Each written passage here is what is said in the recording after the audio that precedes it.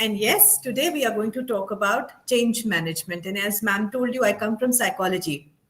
And I think the biggest barrier when we have to apply a change is one entity. May I know who's that entity, which is the biggest barrier to any change that we want to imply in our lives? Please use the message box, the chat box, or probably you can Inertia. unmute it. We ourselves. Yes, thank Inertia. you very much. We ourselves are the biggest resistant or biggest obstacle to change, not to, the macro things like we talk about policy implementation and, big institutional, organizational, societal changes, even a small little change like waking up a little early in the morning or developing a new healthy habit. And since I come from psychology, so this session is not about any macro issue. This session is about you. I'm going to address you, or when I say you, I mean you means myself also, that how, because of our conditioning, how because of our pre-programming, how because of, years of thinking and doing things a certain way, we become somebody who is the most resistant to change. And when we know that implicating that change can be life transforming, or it can actually lead to some major breakthrough in our lives, right? So this session is about you, and my only request to all of you is participate. That's about it, because the more you participate, the better you'll be able to get out, and more you will be able to get out of this session. All right. Despite the fact that we all know that change is the only constant, yet, despite knowing it theoretically, despite knowing it ideologically, we resist it. Okay, so I would love to ask you a question. I'm sure you've heard of these brands: Kodak, HMT, Hindustan Machinery, Fiat, Nokia. Is there any common element? Do you have any idea about something common that had happened to these four brands? Change adopt नहीं किया madam. बिल्कुल सही sir. Kodak had 90% share of market share when it came to the films. I'm talking about the era when our cameras used to have those reels and those films, right? But digitization or digital cameras happened, and Kodak said, no, nobody can touch us. And the moment technology went obsolete, right, we don't hear of Kodak anymore, right? HMT, the only company which was making watches, wrist watches, and then suddenly changes happened. Digital technology took over. A lot of other things happened, and they just remained constant in their perspective, in their approach, in their functioning. And HMT, actually literally shut down. It is there very close to us in Pinjore, very close. The unit is very close to Chandigarh, Pinjore. Shut down, literally went a dinosaur's way. Fiat, there was a time there were only two cars seen on the Indian roads. One was Fiat, another was anybody? Ambassador. Yes, Ambassador. And they were market leaders. I won't even say market leaders. They were the sole, market owners of the four-wheeler segment. Yet Maruti came, and then so many other things came, and this generation, they don't even know that there was a brand name Fiat that existed. Same happened with Nokia. They introduced mobiles to the world, right? Somehow there was this change which was to come, right? The older technology, the button phones, was to be replaced with touch phones, thanks to Apple, Steve Jobs. But they said no. We have brought this technology to the world. We would have brand loyalty. We are not ready to accept this transformation, and even Nokia is talk of the past, right? So that ringtone which introduced us to mobile technology, to wireless technology, is not seen, not heard anymore. So my dear friends, we live in a world where every day brings something new on the table, where every day is like an eye opener, right? And if we do not prepare ourselves today for adopting and adapting to the new ways of life, I promise you the world will keep on moving at its own fast pace, and it's you and I who will become maladjusted. I don't believe in the race part of life. I really enjoy. I don't believe in FOMO.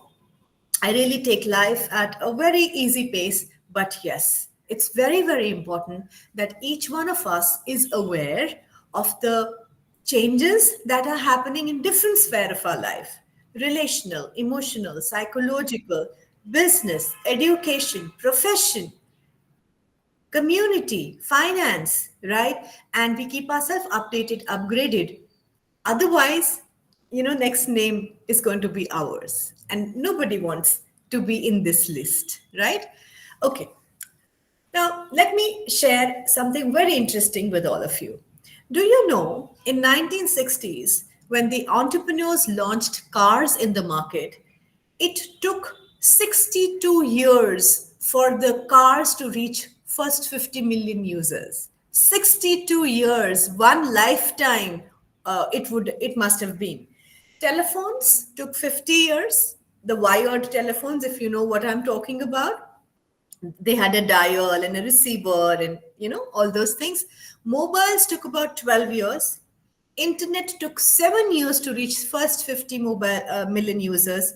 Facebook took 4 years, and you will be shocked that it took only 9 days for ChatGPT to reach first 50 million users. So just think, the world that we are living in last 80, 90 years, no, in last 60, 65 years, has changed its units of existence, right? From years, it took days. And ChatGPT is also about a year and a half old thing. If I talk about something very latest, it would be days or it would be hours that it takes for something to go viral, isn't it? We've heard this term viral. In no time, the whole world knows about it, right? And it is something that is all over the place. So we are living in that world thinking like dinosaurs. I tell you, existence is going to be very, very difficult. Okay? So, change is happening at the highest speed ever. The intensity of change is high, and trust me, all it needs is high energy skills to cope up with this change. The complexity is also high, the intensity is high, velocity is high. So, our energies also need to be very, very high, right? So, it's Thursday morning, 10 o'clock. We are all starting our day today. So I really want everybody to be on high energy while you're interacting with me and being part of this very interesting 1.5 hours or 1 hour 15 minutes of this particular session. Okay. I am a psychologist, and I've understood one thing, that the easiest and the best way to convey a concept to any audience is a story. It is stories that are loved by children and adults alike. So it's not just a pedagogical skills, it's an andragogical skill as well, right? So this change, the construct and the concept of change, I'm going to introduce you and I'm going to share with you through a story. And the story is called The Squirrel, the Oak, and the Squirrel and the Oak Trees. Yes. How many of you are interested in listening to this very beautiful fable about importance of change? Can I have some show of hands, please? Are you with me? Maybe your virtual hand or your physical hand. Just raise your hand for letting me know you're with me here. All right. Thank you so much. Thank you very much. So here I start the story in the very traditional style. Once upon a time. Once upon a time, there lived a family of squirrels in a large oak tree. They had lived in this tree for many generations, and it gave them all they needed to survive: acorns to eat, protection from predators. So they never ever thought of leaving the branches, the secure base of the oak tree. Then the forest got invested by insects, and suddenly the trees started to die. As the situation was getting threatening, the family of squirrels had a meeting to decide what their course of action should be. The oldest son of the family, Nifty, said, "We need to move to trees. We won't survive if we stay here. It's time for a change." Uncle Nutty said, "We can't do that. We will be killed for sure. The hawks, foxes, and bears are just waiting for us to leave this tree. We can't leave, possibly." After much debate, the entire family decided to stay in the old oak tree except for Nifty. He decided that he needed to take the risk and change. That's a very interesting story. Oak tree and squirrels are mere characters, but trust me, I'm talking about you and me. So go a layer deeper, read between the lines, or listen between the lines while I'm narrating the story to all of you. One day, the tree next to the oak tree also showed signs of disease. So another family meeting was called. Now, cousin Nibbles decided that he would take the risk and leave, despite the dire warnings of Uncle Nutty. Nibble left the tree while others adopted wait and watch policy. Uncle Nutty continued to rant against leaving the tree despite the grim situation. One by one, the other squirrels, Chip, Dale, Tutu, also left the tree. Eventually, only Uncle Nutty was left in the oak tree, ranting, "The hawks, the foxes, the bears will get you." Meanwhile, just 500 meters away, in the same forest, Nifty and his family was living comfortably together in a lovely oak tree that was supplying all their needs. Nibbles had avoided the deadly predators and enjoying a new life. Nothing much was heard about the other cousins, but poor Uncle Nutty was never seen again. So, like every story that we have heard during our childhood, growing up years, even this story has a moral, and the story has some indirect reference that can be interpreted by all of you, right? So, my question to all of you, take 1 or 2 minutes, right? Uh, Replay the story in your heads and let me know whenever you're ready. What is your take home from the story and how have you interpreted the story? Yes, I would like to hear a few responses, please. What did you hear was happening, has happened, and what is your interpretation of the story? Anybody? Again, the human inertia is resisting for the change. The circumstances Exactly. are saying we should change, this company is going to be die, but somebody is saying we can hopefully survive here only, and we know surroundings here, we know the person surroundings here, we should not go for change.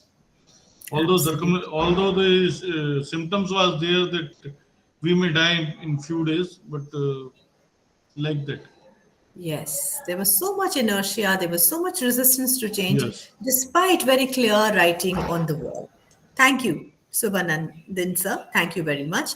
Yes, Vijayta ma'am says take risks and move on. We should be ready for change and get out of our comfort zones, isn't it? Absolutely. May I have a few more responses, please? It is great to hear everybody's perspective. Uh, Excuse me, ma'am. Tanushree, yes? Yeah, there is a favorite quote: either you change or change is going to change you. Wow. Either you do it aram se yourself, with Yeah, the will. yeah, Yeah, yeah. Otherwise, you have to change. you will have to change. Change is the Either law you of life. choose, Yeah, sorry. Change is the law of life. Totally. So either you choose to change or you will have to change. And Yes. something very interesting, Tanu ma'am, you have really evoked a very interesting thought in me, which I've seen and we all have experienced it.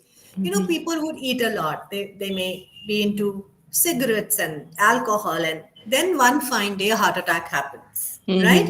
Yeah. And doctor tells them now you have to bring about a lifestyle change. You will have to avoid eating all these things. You'll have to go for your walks. And you will have to adopt a complete new lifestyle. And people do that. Yeah. So Yeah. my question to everybody is: must we wait for such a huge crisis Yeah. for Yeah. Yeah. Yeah. initiating a change? Yeah, I can give you some example from my Sure. about my friend also. So she eats like sweets and these things. I asked her that you should not eat, so she felt bad about it. That if someone asked me not to eat, so this is like my choice what I am eating. Like after like certain years down the line, then like she had such her cholesterol high and high blood Imagine. pressure, and it is not of her age, so she had to change her diet. Imagine. Yeah. So So, from a choice that could have come so easily to you, staying yeah. fit and healthy, Yeah. it was something like she had to sort of, it was forced on her, and there Yeah. was no option Yeah. left. Yeah. Isn't it? So why?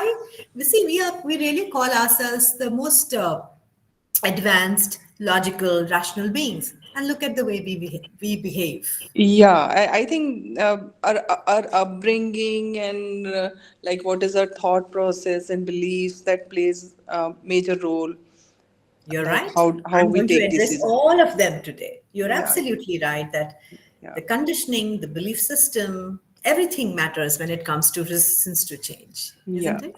yeah. Yeah. Somebody has raised their head. Is there anybody who would like to add to this Yes, conversation? yes, ma'am. Please go ahead. Yes, yes, ma'am. In Tamil, they used to say one word: this "மாற்றம் ஒன்றே மாறாதது." That is, change is the one which is not changing, but every other thing is keep changing in our life. So we have to accept that phase of change in our life. Only Yes. thing is we resist in our mind, even though we know the fact, everything. We don't want to come out of a comfort zone and Correct. go for the risk, not taking the risk, Wow. the courage, the first step to come out from the comfort zone. That's there, ma'am. Something very wise. Yes, we are not Thank ready to you, take ma'am. the risk, and yeah, we are. We may even suffer in the comfort zone. Yet, we don't gather the courage to do what it takes. Like the Well nutty said, ma'am. uncle. Yes, ma'am. Thank you. Yeah, like Nutty Uncle, absolutely. All right. Thank you very much for everybody who contributed. It really, adds so many different layers and perspectives to any dialogue. Thank you. All right. Now let us do this activity. Everybody, this is called Wheel of Life. Okay. I want you to replicate this in your notebooks and, let's have a self assessment. Let's do a sort of a reality check. So as you see that this wheel is divided into different sectors: financial, family, social, spiritual, recreational, personal, professional, and community. Okay, so please replicate this as roughly as possible. And you also see numbers from 1 to 10, right? Each radius is an indicative of your level of satisfaction, or the level of satisfaction you experience in each of these aspects of your life. So let us take finance, and you aren't very happy, very satisfied, let us say, with the financial status that you have. So mark, from a score of 1 to 10, 1 not satisfied at all to 10 being highly satisfied. So choose a score which is indicative of your level of satisfaction with that specific aspect of your life. Let us say you're very happy the way your financial condition now. You have saved, you have invested, you're spending well. So obviously, it is going to rank higher. However, if you think you don't have enough in your bank balance, neither have you really planned your future very well. So obviously, it's going to be lower, ranking lower. So again, I'm giving you 5 minutes. Okay. Please mark your self on each of these aspects. And if any of these titles is unclear to anybody, make sure that you clarify that doubt with me. How we can differentiate social and community? Social is more like friends, and community is something, sir, where you actually give back your Okay. philanthropic activities, etc. Now, when we reflect on our current status, in different aspect of our life, it actually gives us a starting point. So I want you to be very honest, because I'm not going to ask you for your scores. It's just for your own reflection. Yes, I can hear somebody raise the hand. Any question? Maybe you're done, right? Okay, great. So one more minute, maybe, so that everybody is able to do justice with this activity, because this is a very powerful activity to let us know where do we stand vis-a-vis different aspects of our lives. And it also gives us an insight into which area of our life do we really want to start some initiative, some change in.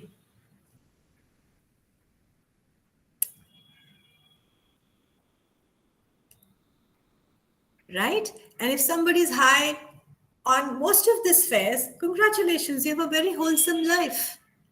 But if there is like lot of drastic differences between different zones, yeah, now, certain zones really need attention. And that's where, your professionals like me come into picture, isn't it? Understanding where we stand, knowing and having clarity about where we want to go, and then have a roadmap also. Not just goal setting, but goal getting, isn't it? Okay, so I'm sure all of you would have some idea about where you stand with respect to different zones of your lives. Now, again, my question, where I would request either any one of you to unmute or use the chat box. Which area do you think is really come out very clearly that, okay, this is the zone where I need to work upon? For me, it could be personal, like I'm doing pretty well in most of the things, but yes, I do not go for walks every day. I do on and off. So I should be regular there. This is what, I see myself lacking in. So similarly, let me see if I have any answers in the chat box related to which areas, social and community, all right. Personal and community, financial. Great. I'm very happy that you could pinpoint the areas, and don't take this activity very lightly. It's a very powerful activity. May I have a few more responses, please? Because that would let me know that you're participating, you're engaged, and this is making sense to all of you. Thank you, Santhi ji, Subhanandan ji, and Mr. Bilkus for your responses. Personal, Sambir. Okay, fantastic. Thanks a lot. Now let us move forward and see that despite us knowing that, there's something that is required and needed to be done, what are we doing and why are we doing that? Okay, going back to the story. So there have been different characters, and based on the different characters that I've introduced to you, there are 4 types of people. Number 1 are called explorers, right? They are very active and they feel that they actually control their lives, right? They are on the driver's seat of their life and they love to experiment and take charge of their life. These people are called as explorers. Then we have opposers. They are active, very vocal, but they don't think they can control anything in their lives, right? Negative controllable. They feel everything is out of their hand, but they are cribbers and they would be very actively speaking about that. Ye nahi ho sakta, wo nahi ho sakta. This is not possible. That's not, the system is not going to change. So they bring a lot of negativity in the system. Third people are called spectators. Negative, uncontrollable, like they will not do anything. They will not contribute. But they have a very passive approach towards their life. They'll stand and watch, wait and watch.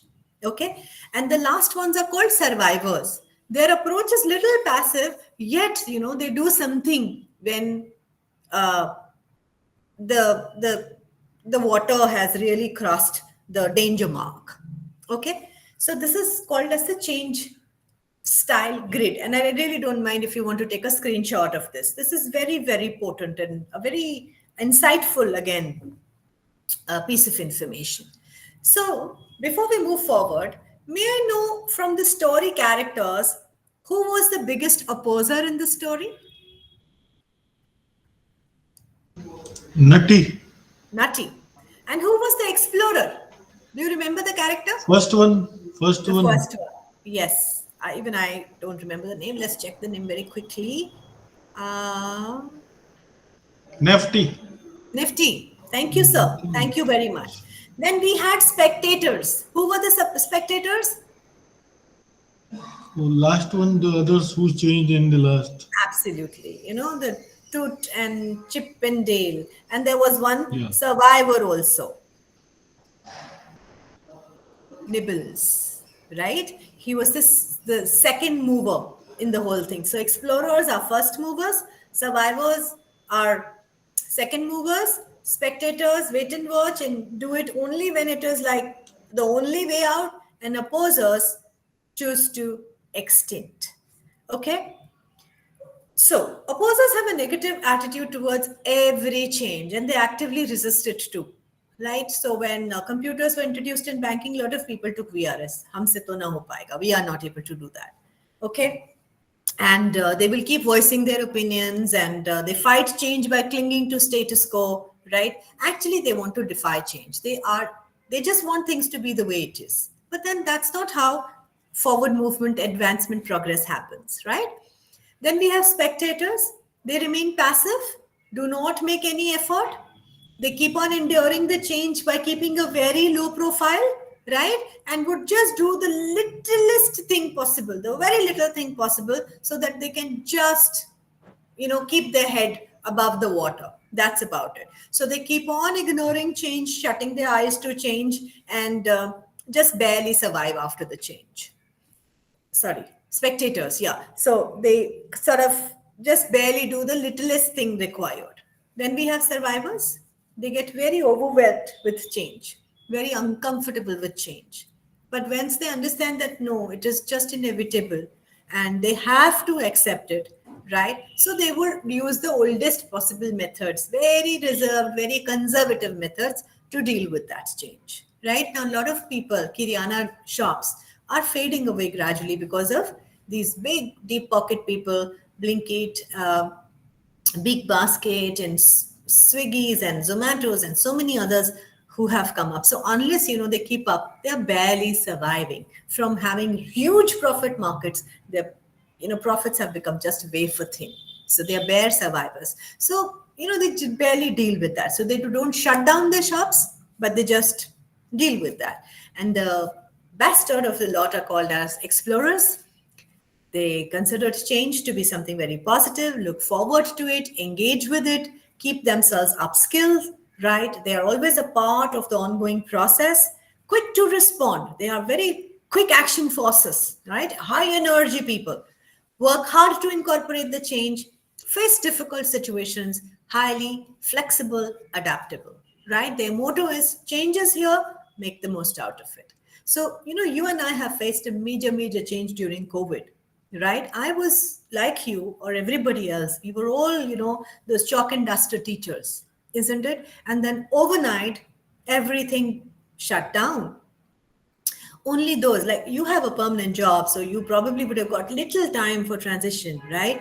I was running an academy, and overnight, the world changed for us. So obviously, overnight, we had to install those online classroom infrastructure, change our marketing strategy, move to WhatsApp and other sort of things rather than those traditional newspaper ads and pamphlets and other sort of things. Oh, it has been a very, very challenging phase of our lives. But yes, I feel we really, really grew during, that phase, because, from having a handful of students who belong to Chandigarh and neighboring areas, switching online really expanded our arena of work, right? So now, rather than just targeting physically the students around Chandigarh or clients around Chandigarh, the world has become a place where there is so much potential for more clients, reaching out to more people, isn't it? So yeah, I mean, you got to be open to that change. Dar sabko lagta hai, we are all scared. It really feels uncontrollable. It feels unpredictable, right? And we all are scared of that time, that untreaded path.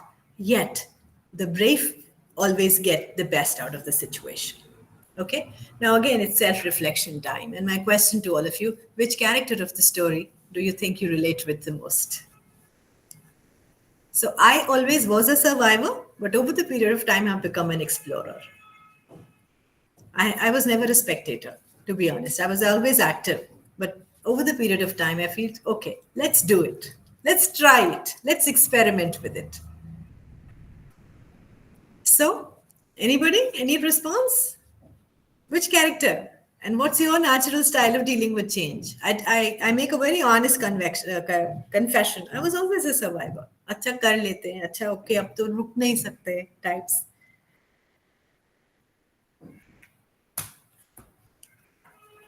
Even if you don't want to share with everybody, because I know it takes courage, at least have the self-awareness. You must know, am I Uncle Nutty or I'm Nifty? Or am I Chip Dale, that wait and watch? Or I'm Nibbles? Think about it. Okay? All right. So, Hello, ma'am. Good morning. Can hello. I share something? Please go ahead. Love to hear it. I'm Udayan Giri from Parul University, Gujarat. Uh, in our management, there is a model called a technology adoption model. Fantastic. Can you just Google it and you can show it, because I think whatever you have just shown, it resembles it, but it is more, I think it is more clearer. Sure. I Just you can start Google here. it, technology adoption model, and there is a, you can go to the image and you can show the image to us also. It will be Sure, very sure. nice. Yeah, ma'am. Technology. What was the next word, sir? Adapted technology. Adoption. Adoption model. Yeah, adoption model. Adoption model. It says innovation, early adopters, early majority, late majority, Yes, ma'am. laggards. Yes, Okay. yes, ma'am. Yes, ma'am. Like there are five types of people or six types of people in our with us, and these people either adopt or they don't in our society. Okay. And always the Now let me laggards are the people who fade away ultimately, or the losers. absolutely. And influencers are not innovators, they are the next part, early adopters. They are usually the Can you see influencers. the model now? Is it? Can you see the model? Yes, yes, ma'am. So is this the curve you're talking about, sir? No, ma'am, I cannot see. I don't know, my net might be a bit slow. It could be. So it talks about innovators, the one who innovates, then early Yes, ma'am. adopters, Yeah, yeah, yeah. This is right? the model. People who Yeah, yeah. very This is the model. quickly, Yes, yes.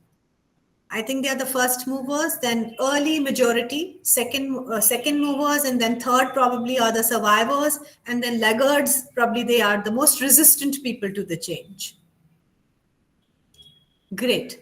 Thank you, sir. Thank you for this resource. I'm going to add this to Absolutely, ma'am. my Thanks. presentation also. Thanks a lot. I appreciate. Great.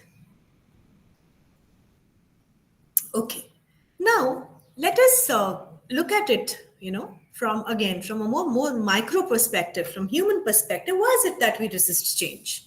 Because, when things are going the way they have been, we feel we have a lot of control over them. Isn't it those chalk and duster classrooms? We had complete control over them. We actually were the sort of the people who were calling the shots. But the moment there has to be a change or an adaptation required, we feel that the control is gone, isn't it? So smart leaders accept the change by making those choices, but people who are scared of losing controls, they are going to really, really struggle here.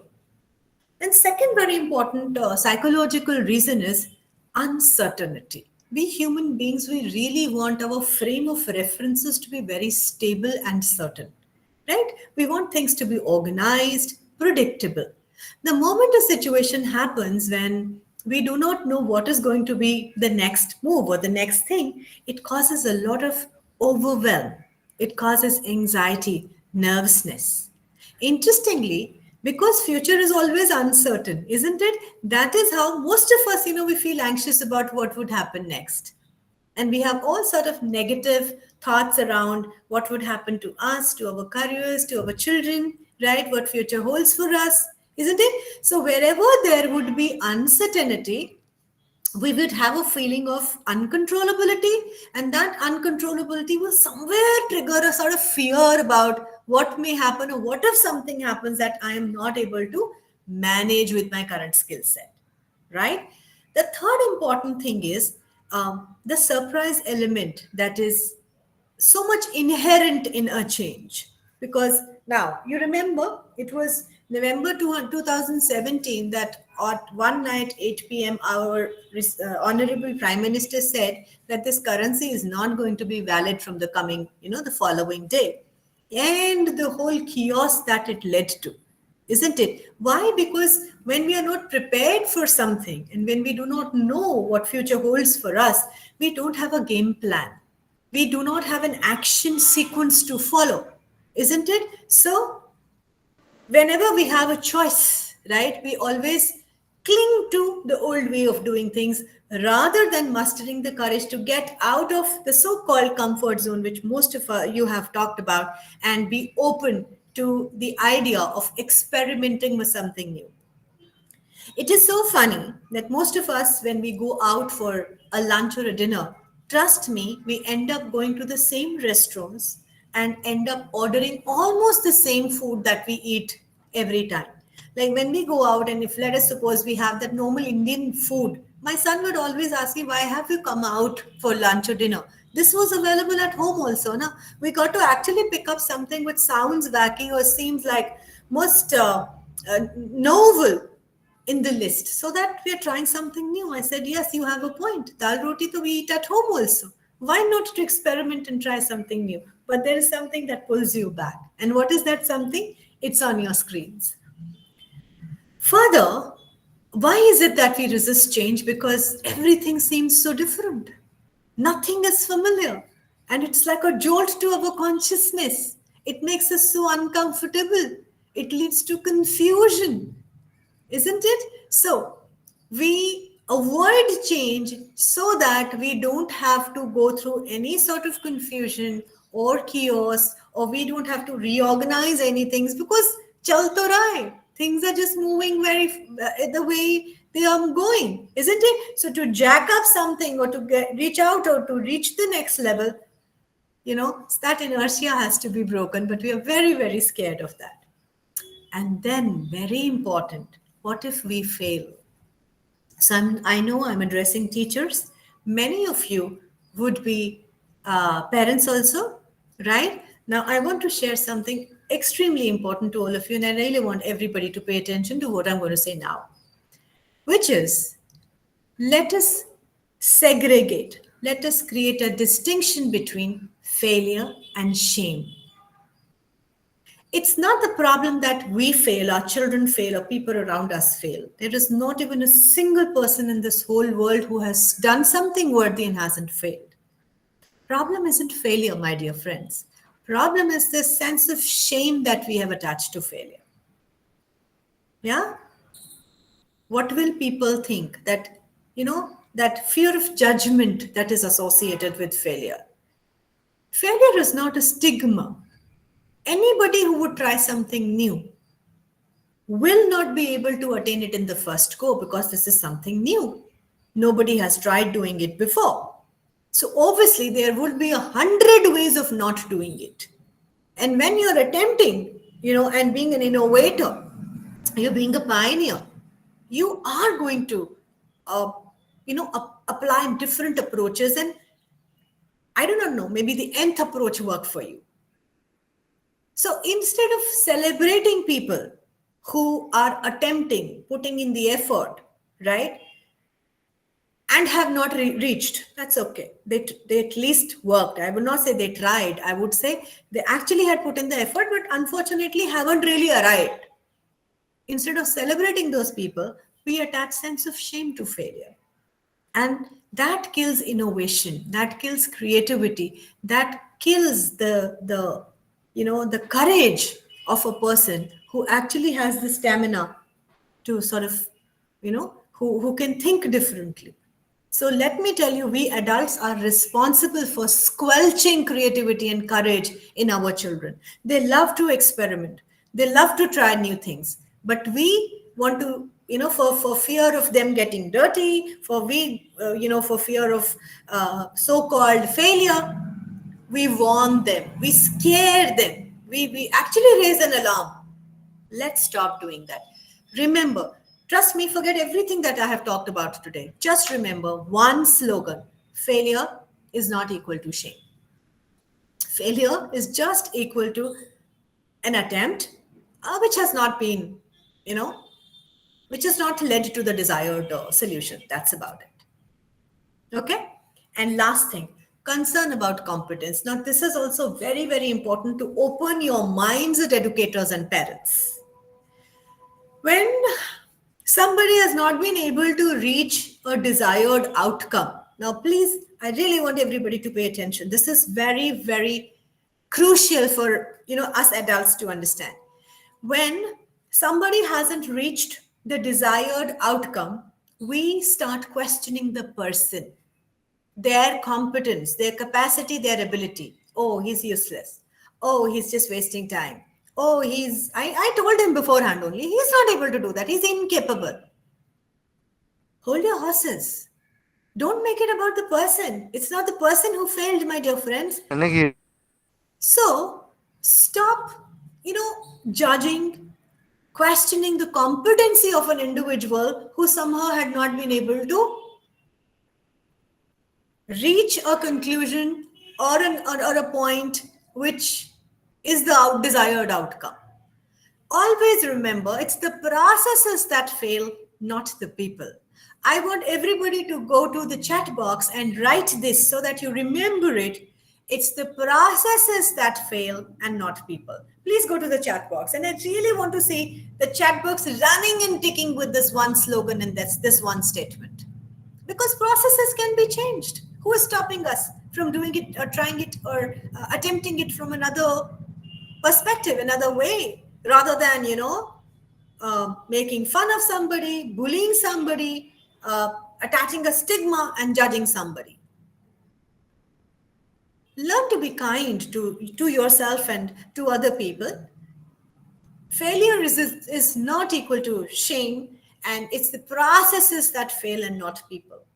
Remember this forever and encourage people and encourage yourself to adapt to the change, right? I know this course is about learning about the new educational policies and implementing those policies. So I don't want Uncle Nutties on this call who are just, bad mouthing and complaining and cribbing and criticizing what's happening around, right? Let's be like nifty. Okay, let's try at least. Let's give it a shot at least. Who knows that it really, really works. And why we resist change? Because it's a lot of work. So why are we scared of that work? We are being paid for it, isn't it? We are getting salaries for that, right? So more work. Yes, you got to step out of your comfort zone. Everything can get chaotic when you are trying something new, but it's okay. After every chaos comes a sense of calm. We have to go through that chaos to experience a new sense of calm. So do that. Okay. And, many times we resist change because of the, past ghosts that sort of bother us. Oh, I have tried something 3 times. I failed in my UPSC attempts. Oh, I tried starting a business, did not work out. I then again mustered the courage, but somehow hit the rock bottom. Now I do not have the strength to do that. Always remember, this is called gambler's fallacy. 2 points in life, 2 decisions in life have nothing common in them. It's just this entity which is a common denominator. The moment you update your mindset and you upgrade your processes. It's not you failed, my dear friends. Hello, remember, it's not that you failed, your child failed, or your spouse failed, or your colleague failed. It's the process that failed. Retweak it, do it again, but do it differently. Isn't it? Don't do it repeatedly in the same manner, because same actions is equal to same results. Isn't it? So we resist change because of our past experiences, because of fears, because of the shame we have associated with failure, because we do not realize that there's a difference between person and process, right? So remember that we got to change our perspective if we really wish to accelerate in any damn field in our lives, right? So now, what does adapting to change looks like? Okay, let me show you a very interesting process, that what is it, different stages that we go through when we decide or we choose that I am going to embrace change and I am going to take the leap of faith. So first stage will always be resistance. I can't do it. Where is the need to do it? Everything is going hunky dory, right? Why are you wanting to sort of create this disrupt the status quo, right? So we will find a zillion excuses, reasons for remaining where we are. Okay. Now my question to you, everybody, what do you think is your biggest, maybe belief or reason to resist change? What is your biggest reason? Let me think about mine. I'm not scared of failure. I know the clarity between person and process. I would resist change because I would say, my explanation would be everything is going well. I mean, I'm managing family, profession, and personal things so well. Now, why do you want me to, do something else and do something more? I have a coach, by the way. I have a business coach, right? So every time I will say, why do you want me to, press the accelerator? I'm doing things at my pace. And then he has his own ways of getting things done from me. So that's my resistance. May I know what is your excuse or explanation for not accepting any change? You can unmute or you can use the chat box. Comfort zone. Yes. Failure is nothing but another way of learning. Beautiful. Great. Yes. More responses. Have the courage at least to, admit, acknowledge that this is my reason. Fear. Rohit, thank you very much. Comfort, status quo. Wow. Now, these people are warriors, unable to go for time management. Okay. So it seems like a lot of work and overwhelm, overthinking. Fantastic, Vijeta. Santhi, Dr. Pooja, Sombir, Rohit, Dr. Mandeep. Great. Trust me, it takes courage. That is how, I'm making personal disclosures in all of you. Even this is resistance, that I will not speak up. How can I let everybody know? Where's the harm? Yeah, we are all humans.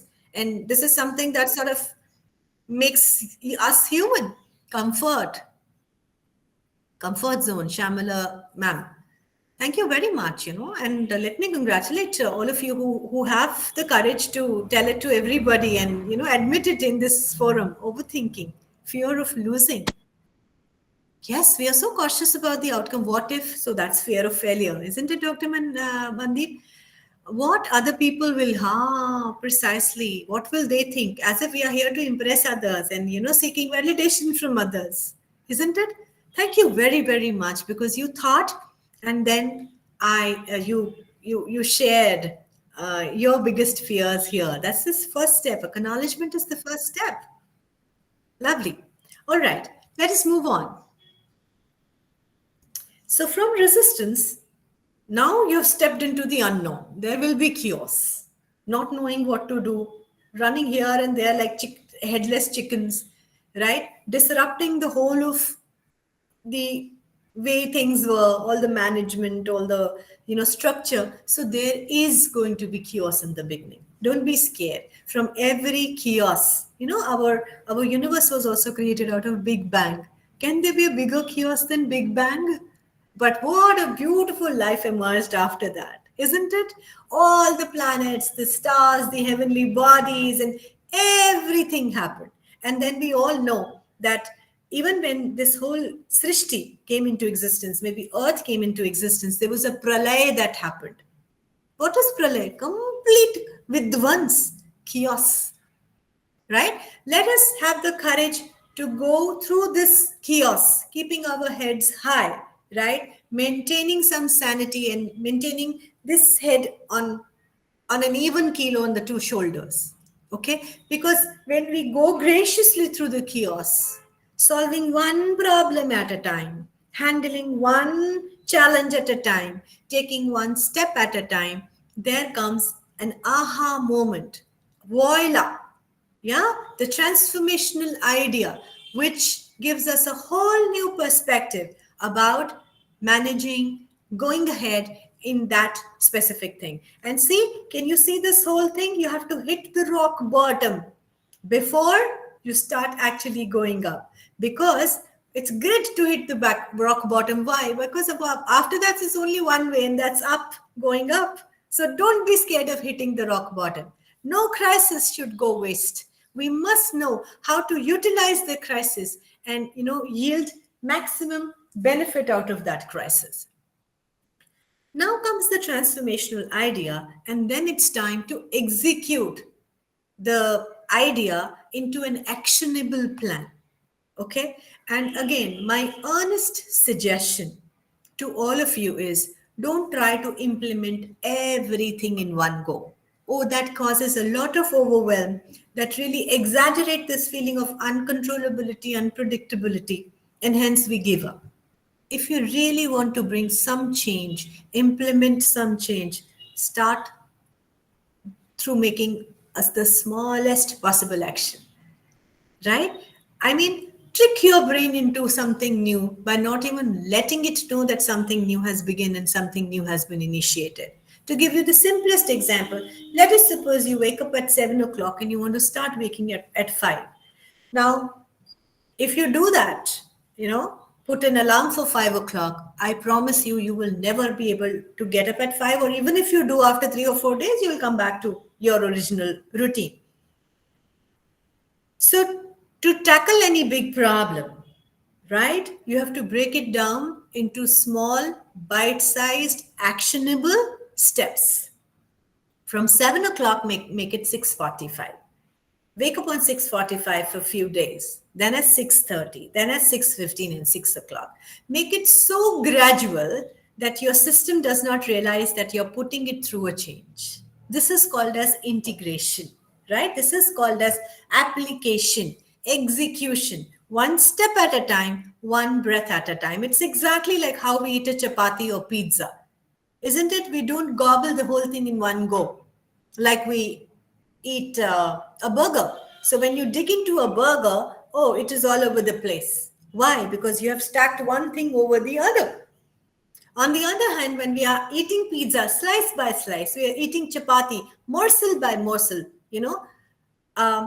we are able to finish the whole thing. We are able to enjoy the thing at our own pace. And then there is no spilling over. There is no chaos, nothing of that sort. And that's how a new status quo emerges. Something new starts, ticks out in our lives, right? So let me tell you, friends, it is so human, it is so universal to resist change, to shut our eyes to change and behave as if nothing, it does not just exist, right? But very important that we open our eyes to it, we become aware that the world is changing, we need to adapt, right? And yes, it takes courage, but the antidote to that overwhelm is one step at a time, one breath at a time, right? Very important. Okay, now let us very quickly understand this whole cycle. Stage 1, resistance. So life is going hunky dory, there is rhythm, right? And then something happens. unpredictable happens, that disrupts the whole rhythm of our life, right? We experience very strong feeling. So I think two major, I think national or international or global crisis. National crisis was currency becoming redundant, right? And the global crisis was pandemic, and they both hit us without a warning, right? I mean, with currency becoming redundant overnight, the whole thing happened, and with COVID also, suddenly everything was shut down. So it really disrupted things, and we experienced very strong anxiety, nervousness, fearfulness while we were going through that major health crisis, pandemic in our lives. Most often, people deny, overlook these feelings, they suppress it, right? Or, just don't talk about it. That's not a healthy thing to do. Let's not keep our emotions unaddressed. The accumulation of these emotions leads to resistance. There could be fear, there could be anxiety, nervousness, overwhelm. Address it, acknowledge it that, yes, I'm going through something and I'm feeling a certain way. Then only we are able to overcome the resistance. Following this is second phase, where is chaos. The known territory is completely gone, right? Familiar is not available. There is nothing predictable around us. It's like you go to a foreign land, you don't know the language, you don't eat the food they eat. Everybody seems like a stranger. And you and I, we actually feel like Alice in Wonderland, lost in the wood. However, give yourself time to absorb this initial shock, right? There will be stress, like maybe with NEP, let's just say, lot of new things are required to be executed, and we cannot do everything in one go. It's just not possible. Any policy which has to be implemented, right? It isn't that we do a certain way, on a Monday and Tuesday everything changes. No. Implementation to begin with is going to be chaotic. There is going to be resistance from everybody else to honor that, because that's how every human being behave, right? Be open to suggestions, questions, and as and when the pain points arise and the problems arise, right? Think about solutions. Gradually think about the solutions and implement those solutions. And there's one very powerful quote that we say, cross the bridges as they come, right? One step at a time. So, when you're driving a car on a very foggy day, you barely see 250 meters ahead. But slowly on a steady pace, you're moving on, covering 250 meters. Now, the moment you move those 250 meters, next 250 meters are available. There, that visibility is there, right? So, whenever there is unpredictability, uncertainty, and a chaos in our lives, turn on the headlights and just ensure that you're able to see maybe 100 or 200 meters ahead. Tread very carefully, very judiciously, because every time you cross some distance, the next 100 meters is available for your visibility, for your processing, right? The inability to deal with the new situation causes confusion, a feeling of limbo, or a chaos. So the chaos is not what is around us. Remember this again. Chaos is our incapacity to deal with that confusion. So clearer you are. If there is no fog here, right, you can deal with any fog outside. I promise you that. So work on yourself, because the biggest project you will ever work on in your life is you. I promise you. And the moment you choose this entity and, start working on this entity, start evolving, upskilling, upgrading yourself, starting with your mindset, right? Learning the skills that are required to excel in your career, in your profession, right? Starting working on certain aspects of your life which probably are causing a lot of trouble, maybe in your relationships, say your anger, your impatience, right? Pick up certain areas from your lives, pick up one area from your life, and think, what is it that I can start with to make it, calmer there. Now, so I said, no, it's all about self-management. The chaos outside cannot be managed. Charity begins from home. We cannot manage anything outside. We can only manage ourselves, right? And teach ourselves how to deal with the demands, the challenges which the situation, which the event has caused on us. Okay? Again, we are going to take a little pause and think about certain and reflect on certain questions. My first question to all of you: are you going through any change? If yes, how do you deal with the internal turmoil as you step into the chaotic phase of your life? How do you deal with that? Think about it.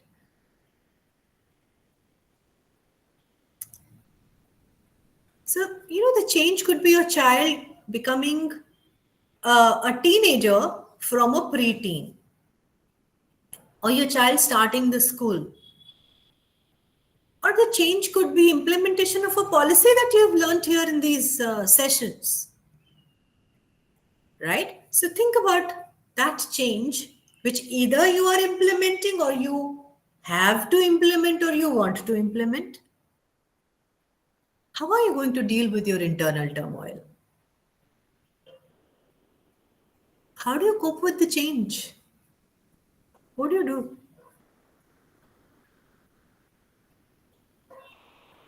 Now, is there any strategy that you would like to work on so that you're able to deal with this in a more elegant manner, in a more structured manner?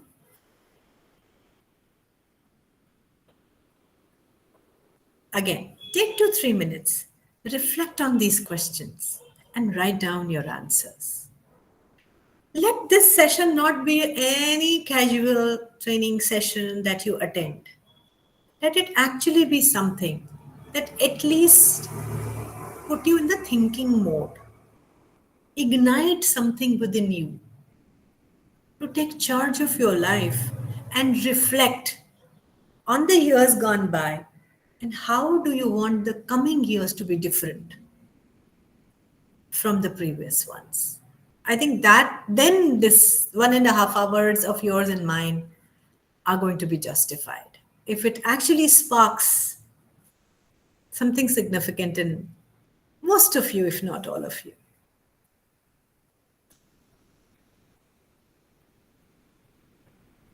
If you aren't really going through a change, go back to Wheel of Life and pick up an area where you would like to implement the change.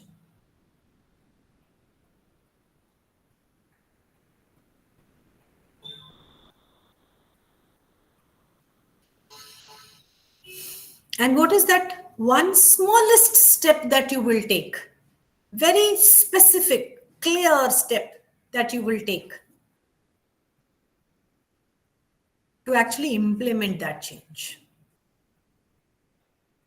हमेशा याद रखिएगा, always remember, specific is terrific. Yes, would anybody like to share their game plan or their reflection? Or let me reframe it. Who would like to share? That I have recognized this area, ma'am, and this is that one step. Let me use it as a quick case study. Yeah, we need to. Yes, ma'am. Tanushree this side. Tanushri, yes.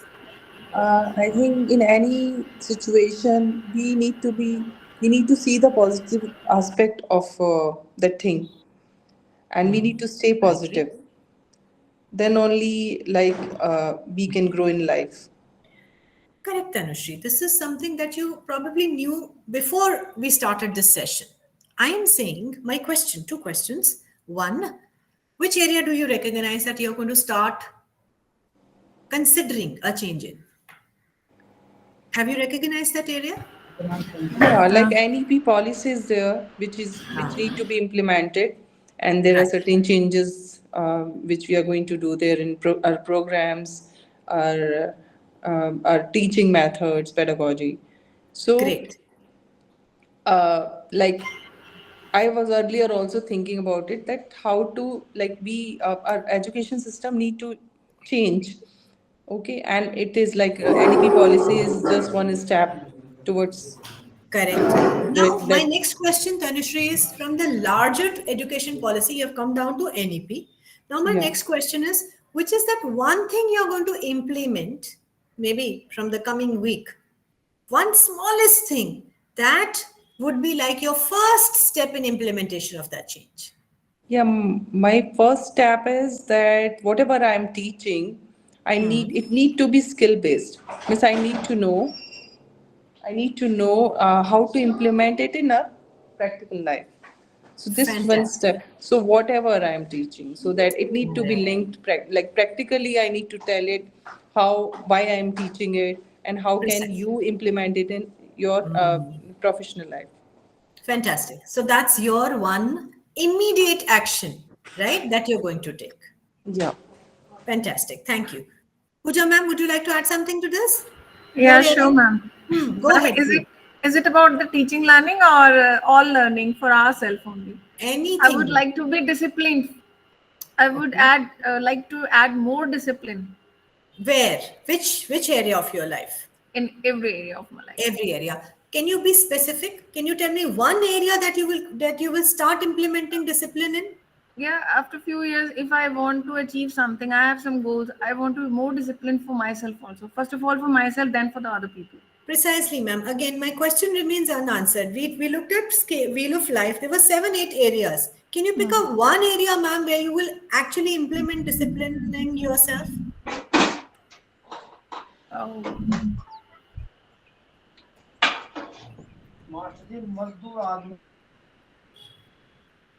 area as if Financial, personal, professional, relational. I think discipline. If a person is more disciplined, all areas are good affected because of that. Perfectly, ma'am. Perfectly said. Personal, first of all, personal. Personal. So, what is that one action, Pooja ma'am, that you will implement? Maybe from today, doable, bite I'll sized. wake up early, 1 hour early, Fantastic. All right. So, what time are you waking up if it is not a very intrusive question? 5:30, You're already waking up at 5:30, 5:30 to 6. between 5:30 and 6. And what is your target, ma'am, from tomorrow? Your time is going to change 4:30 to 5. between 4:30 and 5. Fantastic, ma'am. This is specific, right? So starting your day an hour early or half an hour early is the immediate action that you're going to take. Now, when you divide bigger problems, bigger challenges into bite-sized specific problems and challenges and decide on one action, it is so much easy to implement that action. Right. Otherwise, we are only talking about larger things, bigger things, and they remain we are not able to pinpoint one area. Actually, it is. You are saying Right? right. Yeah, I Yeah. can I can connect with it. Thank you, Pooja ma'am. Thank you for Thank you, ma'am. volunteering. So step 3 is adjustment, right? That is, you figure it out that yes, I'm in chaos and there are new steps to be taken, right? And you actually start executing those steps. So see, we asked you questions, and here on you're going to experiment with a few things. You're going to try out a new behaviors and figure out what is working well for you. And ultimately, out of all the things that you experimented, at least there would be one thing that is going to work very well. And that will reduce the overwhelm, increase the confidence, and you will realize that the execution of that action that you decided you are going to change to make some difference to your life has started paying off. Say if health is your area and you've started walking, say, 7,000, 6,000 steps a day, and after 1 month you realize, damn, I have lost 2 kgs of weight. Yeah, that's when it started paying off. All right. So it's very difficult to take the first step, right? The resistance is maximum. Inertia is maximum. Even physics says that resistance is maximum when we start. But if we actually start slow, one step at a time, right, and keep monitoring our progress, keep tracking our progress, right, and we precisely know where do I want to reach, where do I want to arrive, have a little patience with ourselves, right, but at the same time have a sense of commitment also towards the action that we wish to take, it makes whole lot of difference, and these small little things can be life transformational. All right, so what are the daily things now you can do? Acknowledge that there are big changes but don't fight these big changes. Start doing something very, very small. And like Tanushri ma'am said, look at the positive things that are happening, right? Remember, good change can cause a lot of stress, isn't it? Like Pooja ma'am said, she's going to start her day 1 hour early. It can be stressful to begin with. It is a challenge to begin with. Okay, support yourself. I told you, learn to be kind to yourself. Um, Learn to be your own good friend, isn't it? Learn to stand by yourself when you are undergoing these changes. And most of us are scared what people will say. Dumb that noise, okay? Make it a white noise in the background. Start writing your goals. Very, very important. Very, very important. Ever since I started writing down everything that my appointments, maybe the training programs, my own goals, small, big goals, my life changed has so much better for so much better. So I'm giving you very simple tips, but if you start executing these tips, you will see a major, major change in all aspects of your life. Okay, so commit today by recognizing one area that you would implement or the change in, and then one first step that you will take to actually execute and start that change in. All right. So this is what I wanted to share with all of you. Um, I hope you found it useful, and I hope that it made some sense to all of you, and you drew at least some lessons out of this discussion, this dialogue we had.